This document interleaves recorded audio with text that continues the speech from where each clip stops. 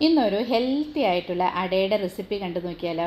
ആദ്യം തന്നെ ഒരു വെള്ളരിക്ക എടുത്തിട്ട് നന്നായി കഴുകി അതിനെ ഇതുപോലെ ഗ്രേറ്റ് ചെയ്ത് എടുക്കണം. അതിൻ്റെ തൊലിയൊന്നും കളയണ്ട കേട്ടോ. ഇനി ഇതിലേക്ക് ഒരു 3 സ്പൂണ് ബോംബെ റവ ചേർത്ത് കൊടുക്കണം. ആവശ്യത്തിനുള്ള ഉപ്പും കൂടെ ചേർത്തിട്ട് നന്നായി മിക്സ് ചെയ്ത് ഒരു 5 മിനിറ്റ് മാറ്റി വെക്കാം.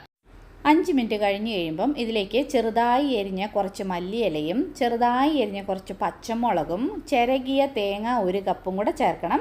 എന്നിട്ട് ഇതിലേക്ക് 2 സ്പൂണ് പഞ്ചസാരയും കൂടെ ചേർത്ത് നന്നായി മിക്സ് ചെയ്യണം. ഇനി ഇതിലേക്ക് കുറേശ്ശെ അരിപ്പൊടി അല്ലെങ്കിൽ ഗോതമ്പ് പൊടി നമുക്ക് ചേർത്ത് കൊടുക്കാം.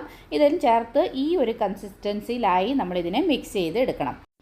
ഇനി ഒരു ദോശക്കല്ല് നന്നായി ചൂടായി കഴിയുമ്പം അതിലേക്ക് കുറച്ച് എണ്ണ ഒഴിച്ച് കൈ ഒന്ന് വെള്ളത്തിൽ നനച്ചിട്ട് ഒരു ഉരുള ഇങ്ങനെ ഉരുട്ടിയെടുത്ത് നമ്മൾ കൈകൊണ്ട് അട പരത്തുന്ന പോലെ ഇതുപോലെ പരത്തിയെടുക്കണം. വേണമെങ്കിൽ കുറച്ച് എണ്ണ മേലിൽ കൂടെ തൂകിക്കൊടുത്ത് 2 സൈഡും വേവിച്ചെടുത്ത അടിപൊളി ഹെൽത്തി ആയിട്ടുള്ള അട റെഡിയായി.